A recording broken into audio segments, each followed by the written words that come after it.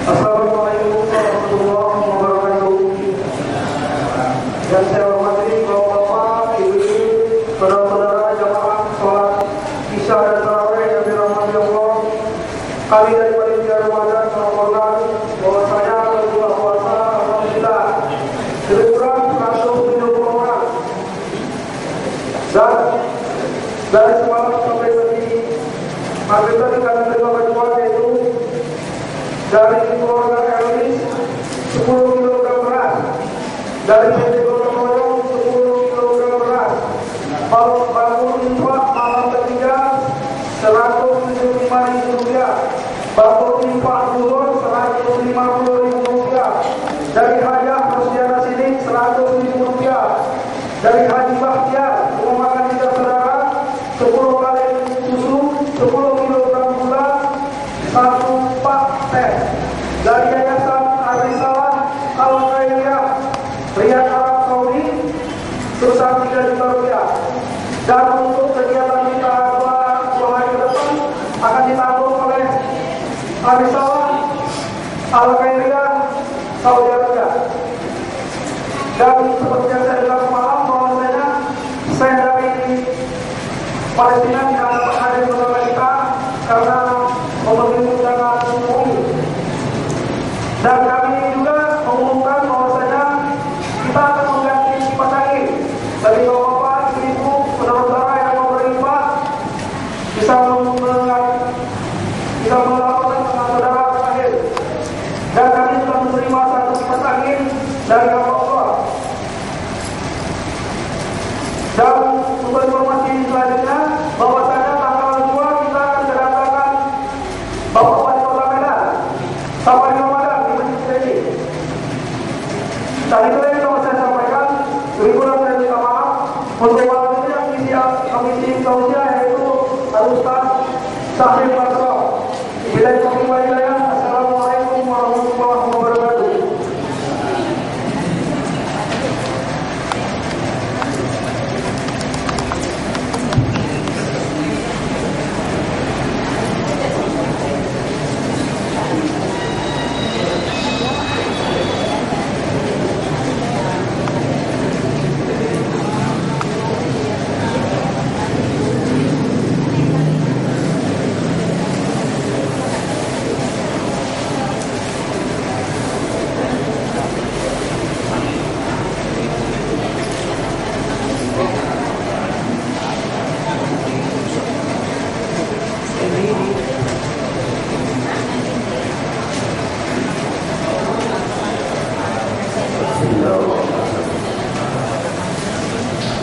Assalamualaikum warahmatullahi wabarakatuh.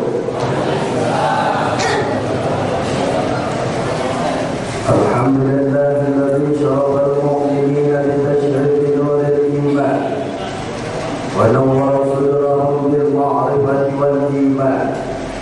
Asyhadu an la ilaha illallah wahdahu la syarika lah, syahadatan aqulu biha fi daril iman. وأشهد أن سيدنا محمدا عبده ورسوله الوسيلة العظمى في نيل الغفران.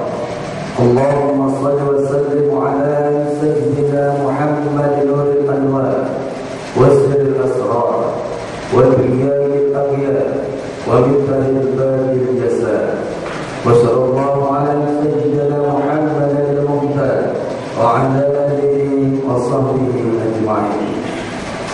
Bapak, Ibu, hadirin wal hadirat yang dirahmati Allah, marilah kita senantiasa mengucapkan puji dan syukur atas kehadiran Allah Subhanahu wa taala yang telah memberikan kita nikmat baik berupa kesehatan, kemenangan, keistimewaan nikmat umur yang ada. Oleh karena itu Bapak Ibu, hadirin wal hadirat yang dirahmati Allah, marilah kita menggunakan sisa-sisa umur yang ada ini untuk mendekatkan diri kepada Allah Subhanahu wa taala. Bapak Ibu hadirin wal hadirat yang dirahmati Allah, pada malam yang berbahagia ini kita mengupas mengkaji masalah sejarah sholat di bulan Ramadan, baik penamaannya sholat tarawih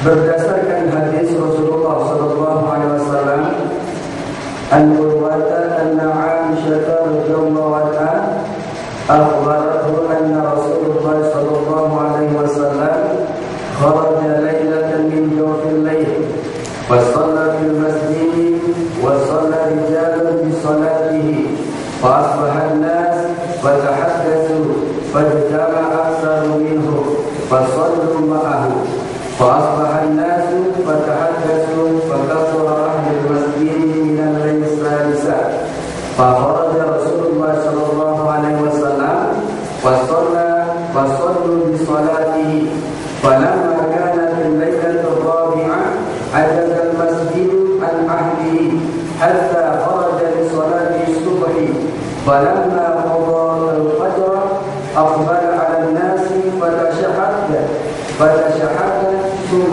قال أما بعد فإنه لم يخفى علي مكانكم ولكني خشيت أن تفرض عليكم فتعجزوا عنها فتوفي رسول الله صلى الله عليه وسلم والأمر على ذلك رواه البخاري. Paham belum? Belum kan? Kita ini baru hadisnya. Al-Urwata dari Urwah radhiyallahu anhu anna Aisyah, sesungguhnya Aisyah istri Rasulullah sallallahu alaihi wasallam. Kata Aisyah, akhbarathu anna Rasulullah sallallahu alaihi wasallam, bahwa Aisyah istri Nabi menceritakan kepadanya bahwa Rasulullah sallallahu alaihi wasallam keluar pada tengah malam. Kharaja lailatan min jawfil lail, keluar di tengah malam. Fa shalla fil masjid, maka Rasul salat di masjid.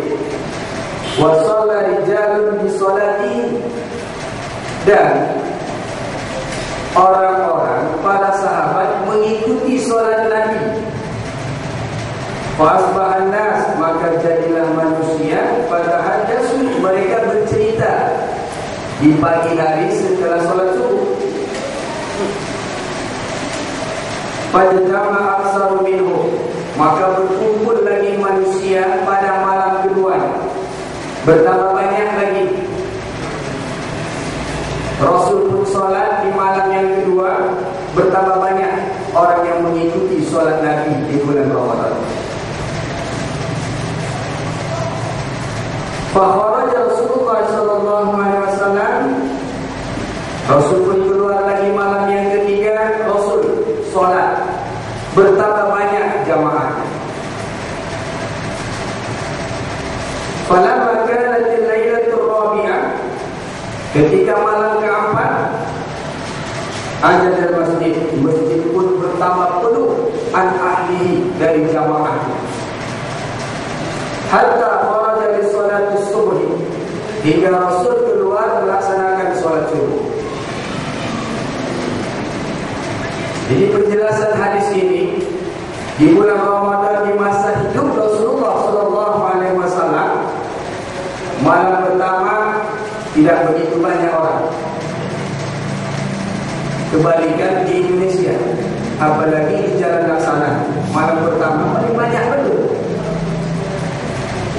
Di masa Rasul malam kedua bertambah banyak. Di Masjid Muslimin Sunyasir kebalikannya.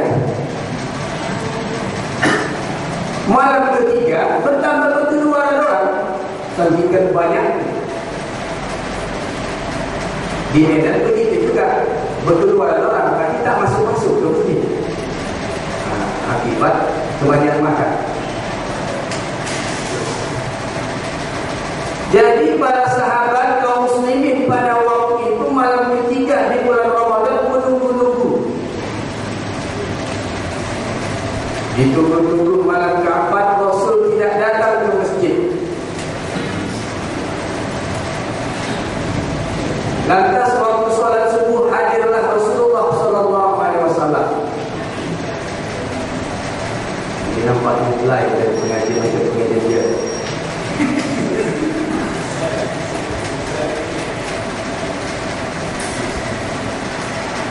Pengajian dia susu.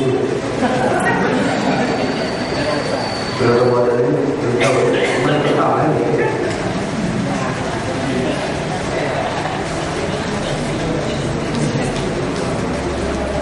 Jadi Bapak Ibu hadirin wal hadirat yang dirahmati Allah, setelah salat subuh Rasul pun berkata, amma ba'd,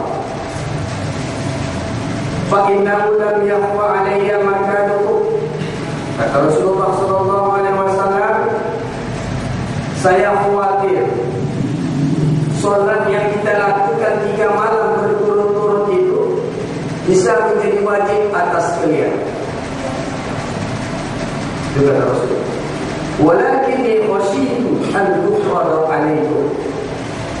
Akan tetapi saya khawatir nanti solat yang kita lakukan 3 malam berturut-turut itu an tufrada alaikum, diwajibkan atas kalian. Fata'zitu anha, kalian tidak sanggup mengerjakannya. Fatuwfiya Rasulullah sallallahu alaihi wasallam, sampai wafat Rasulullah sallallahu alaihi wasallam, sehingga solat di bulan Ramadan belum ada dilaksanakan secara berjamaah. Belum ada. Kalau malam pertama yang dilakukan Rasul solat sendirian, hanya 3 orang belakang. Malam kedua betapa banyak, malam ketiga semakin banyak. Dan belum ada kaum muslimin dan muslimat pada masa hidup Rasul itu melaksanakan sholat seperti yang kita laksanakan pada saat ini. Itu tadi penjelasan istri Rasul Aisyah. Kemudian waqala Ibnu Syihab, ini juga pakar hadis dan mengumpulkan hadis-hadis. Fatuwfiya Rasulullah sallallahu alaihi wasallam wal amru 'ala dzalik, summa kana al-amru 'ala dzalika fi khilafati Abi Bakr wa sadara min khilafati Umar bin Khattab. Kata Ibnu Syihab, Rasulullah sallallahu alaihi wasallam wafat. Hal itu seperti demikian juga salat sebagaimana di masa Rasul. Kemudian dilanjutkan kepemimpinan Khalifah Abu Bakar As-Siddiq radhiyallahu anhu. Begitu juga solat yang dilakukan di bulan Ramadan. Karena Abu Bakar As-Siddiq radhiyallahu anhu lebih berkonsentrasi memerangi orang-orang murtad. Karena di masa Khalifah Abu Bakar As-Siddiq radhiyallahu anhu, ketika wafat Rasul, banyak orang yang murtad.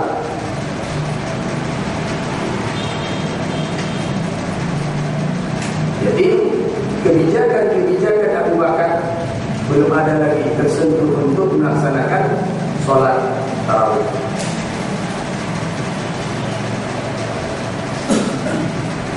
Kemudian dijelaskan lagi pakar hadis Al-Imam Al-Hafiz Ibnu Hajar Al-Asqalani di dalam kitabnya Fathul Bari jilid 3 halaman 10. Walau ara fi syai'in min turuqihi bayana adadi sholati fi tilkal layal. Kata Al-Hafiz Ibnu Hajar Al-Asqalani, saya tidak melihat pada suatu daripada torik-torik, jalan-jalan sanad hadis yang menyatakan jumlah rakaat sembahyang atau jumlah rakaat sholat pada masa Nabi pada 3 malam itu. Jadi belum ada keterangan jumlah sholat Nabi seperti ini.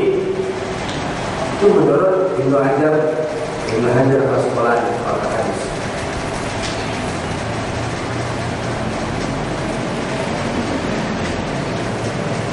Setelah wafat Khalifah yang pertama Abu Bakar As-Siddiq radhiyallahu anhu, digantikan Khalifah Umar bin Khattab. Di bulan Ramadan terjadi lagi sebagaimana di masa Abu Bakar As-Siddiq. Ada yang sholat sendirian, ada yang sholat beberapa rakaat pula. Lantas Umar bin Khattab berkata kepada sahabat Nabi yang bernama Abdurrahman Al-Qari, An Abdurrahman bin Abdul Qari annahu qala. Dari Abdurrahman bin Abdul Qari dia berkata, kharajtu ma'a Umar bin Khattab radhiyallahu anhu lailatan fi Ramadan ila masjid. Saya keluar bersama Umar bin Khattab radhiyallahu anhu di suatu malam bulan Ramadan ke masjid. Fa'idhan nasu awza'un mutafarriqun yusallina rajul bi nafsihi wa yusalli rajul. Maka manusia pada masa waktu itu mutafarriqun, berpecah-pecah, berserak-serakan. Yusalli rajul bi nafsihi, ada seorang sahabat, seorang laki-laki salat untuk dirinya sendiri saja. Wa yusalli rajul, salat juga lagi yang lain. Qala Umar, berkatalah Umar bin Khattab, inni ara law jama'tu haula'i ala qari'in wahidin fakana amsala summa azama fajama'ahum ala Ubay bin Ka'ab. Kata Umar bin Khattab, sesungguhnya aku berpendapat, inilah yang dikatakan ijtihad Umar bin Khattab itu. Law jama'tu, jikalau aku kumpulkan haula'i, mereka itu ala qari'in wahidin, atas satu imam, maka dan amsal, kemudian yang lain mengikutinya. Summa azama, dia pun bercita-cita nak menyatukan umat Islam pada masa waktu itu, mengerjakan solat secara berjamaah. Fajama'ahum, lantas Umar bin Khattab pun mengumpulkan kaum muslimin pada masa waktu itu ala Ubay bin Ka'ab, berimam kepada sahabat Nabi yang bernama Ubay bin Ka'ab. Summa kharajtu ma'ahu lailatan ukhra. Kemudian kata Abdurrahman bin Abdul Qari, kemudian saya keluar bersama Umar bin Khattab pada malam berikutnya. Wan nas yusalluna bi salatin qari'ihim. Masyarakat pada masa waktu itu, kaum muslimin, mereka melaksanakan solat di salatin qari'ihim, dengan satu imam mereka. Itulah tadi Ubay bin Ka'ab. Qala Umar bin Khattab radhiyallahu anhu berkata, nikmatul bid'atu hadhihi, inilah sebaik-baik bid'ah itu, kata Umar bin Khattab. Wallati yanamuna anha, dan orang-orang tidur tetapi mereka melaksanakan salat di tengah malam itu, afdal minal lati yaqumuna, lebih afdal dari orang-orang yang melaksanakan qiyamul lail. Yuridu akhirul lail, mereka bermaksud mengerjakan salat di akhir malam. Wa kana an-nas yaqumuna awwalahu, sementara manusia, masyarakat melaksanakan salat qiyamul lail ataupun salat tarawih di awal. Jadi di masa Umar bin Khattab lah baru salat di bulan Ramadan diimamkan dengan satu imam. Untuk kaum laki-laki diimamkan oleh Ubay bin Ka'ab. Untuk kaum perempuan diimami oleh sahabat Nabi yang bernama Sulaiman bin Abi Hasmah. Jadi selesai solat kaum laki-laki, baru kaum perempuan solat. Itu di masa Umar bin Khattab. Di mana itu? Itu di Madinah, ibu kota negara Islam pada masa waktu itu. Itulah yang dilakukan di masa Umar bin Khattab.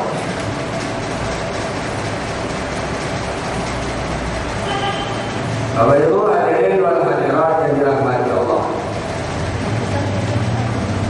Kemudian penjelasan tentang jumlah rakaat. Sahabat Nabi pada masa waktu itu, mereka ijma', sepakat menyatakan jumlah solat yang mereka lakukan itulah 20 rakaat ditambah lagi 3 witir. Itu kesepakatan Umar bin Khattab bersama para sahabat.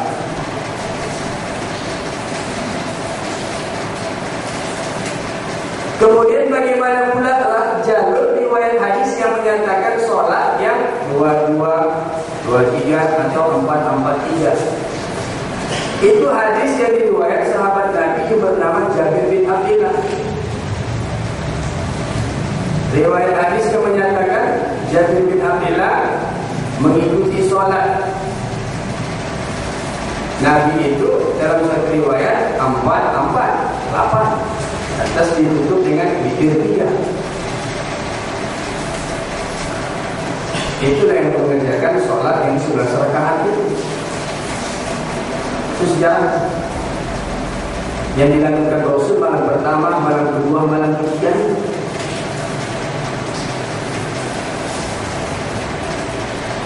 Jadi intinya yang disampaikan pada malam yang berbahaya ini,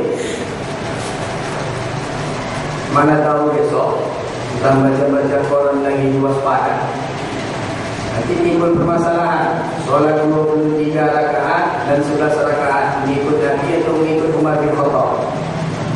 Ini yang penting-penting ini payah juga nih, yang paling-penting. Tapi kalau dia jeli, yang 23 dan 11 sama-sama mengikut sunnah Nabi itu, tak ada bedanya itu, tak ada beda. Kalau dia memang mengamalkan yang 11, sunnah Nabi. Yang 20 tambah witir 3, dijadikan Umar apa tidak sunnah Nabi berdasarkan hadis Nabi. Apa kata Rasulullah SAW? Fa innahu man ya'ish minkum fasayara ikhtilafan katsira. Fa alaikum bisunnati wa sunnatil khulafa'ir rasyidin al-mahdiyyin 'addu 'alaiha bin nawajid. Dan sesungguhnya barang siapa yang hidup di antara kamu, hidup yang lama, maka ia akan melihat perselisihan yang sangat banyak. Ikhtilafan katsira, maka tetaplah kamu berpegang teguh dengan sunnahku dan sunnah khulafa yang cerdik, khulafa rasyidin yang dapat memberi petunjuk. Gigitlah dia kuat-kuat dengan geraham. Kita tidak terlepas. Jangan juga dia didomba. Udah permasalahan satu Ramadan agak kacau sedikit, gak masalah itu. Awal Ramadannya berbeda, tapi akhir Ramadannya sama. Kita tengok aja. Kalau kita jeli menyikapi perbedaan-perbedaan itu, inilah awal kebangkitan umat Islam itu, menunjukkan teknologi, ilmu pengetahuan umat Islam sudah maju. Kalau kita pandang perbedaan dari perspektif keilmuan, cukup luar biasa. Tapi kalau dipandang perspektif keumatan, kok beda-beda begini. Ada yang awal Ramadannya hari Jumat, ada awal Ramadannya hari Sabtu. Kalau tidak jeli kita, itulah. Tapi coba kita nilai Muhammadiyah mengambil keputusan dengan hisab menetapkan tanggal 1 Ramadan hari Jumat.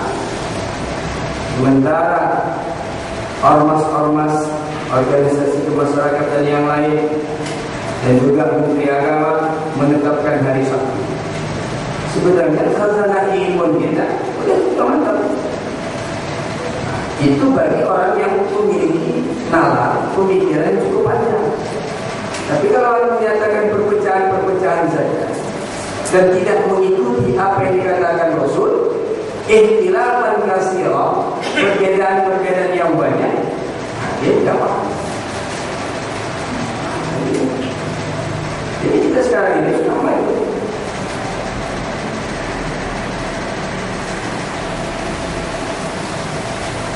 Kemungkinan besar Muhammadiyah mereka berpuasa tahun ini 30 hari. Yang lain 29. Kenapa bisa seperti itu? Saya tahu betul berdasarkan penghitungan ilmu falak. Rumus-rumus yang dikemukakan dalam ilmu falak itu, dalam kajian ilmu falak atau ilmu besar, ada namanya rumus jenius, ada juga rumus infrared. Ini bukan kaji di sini, ini bukan kaji ini kaji di masjid wahid. Tapi itulah dia. Orang Muhammadiyah mereka menetapkan Sya'ban itu 29. Nanti Ramadan istiqmarkan 30. Pandangan orang-orang NU, orang-orang Al-Wasfiyah dan yang lainnya, Sya'ban itu diistiqmarkan menjadi 30 Sya'ban, sehingga Ramadan besok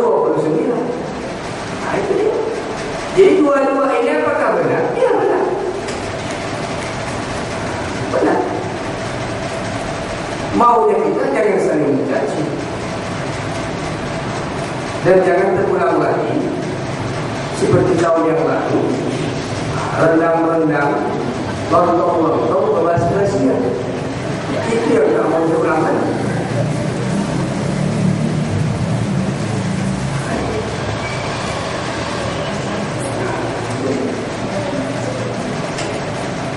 Itu saja jawaban. Kalau berdasarkan hadis Nabi, senang sekali. Sumu liru'yatihi wa abdiru liru'yatihi. Berpuasalah kamu karena melihat bulan, berhari rayalah kamu karena melihat bulan. Fa in humma, jika terjadi mendung tidak kelihatan, fa'akmilu salasina sya'bana yawman, sempurnakan jumlah bilangan Sya'ban itu 30 hari. Itu berdasarkan ru'yah. Kalau bisa, lain lagi metodenya. Di hadis yang lain pula, fa'in humma atau fa'in ghadiyah fa'duru alaih. Hadis riwayat Imam Bukhari. Inilah yang mereka pegang. Fa'duru itu mereka artikan, maka kamu ukurlah, maka kamu kadarkanlah. Itu sehingga berdasarkan ilmu hisab diukurlah, dihitunglah berdasarkan ilmu hisab. Maunya kaum muslimin dan muslimat semakin tahu kita ini semakin cerdas. Semakin cerdas kita menyikapi permasalahan umat yang terjadi pada saat ini. Jangan pula nanti mencari keuntungan. Nah, ini apa? Nanti dia Ramadan ikut Muhammadiyah pertama. Sudah. Nanti hari rayanya itu pula yang pemerintahan. Ada nanti pula balik pula. Tak mau dia 29 puasa, 30 kan dia 29. Ini nanti bakal terjadi. Tapi itu pun nanti tunggu. Ikuti keputusan yang ada. Jangan buat keputusan masing-masing. Kita ni bijak yang itu. Makan puasa ini Muhammad ini 30 kalau Jumat pula puasa tu. Puasa lagi itu pula yang pemerintah itu tidak ada. Itu untuk mana?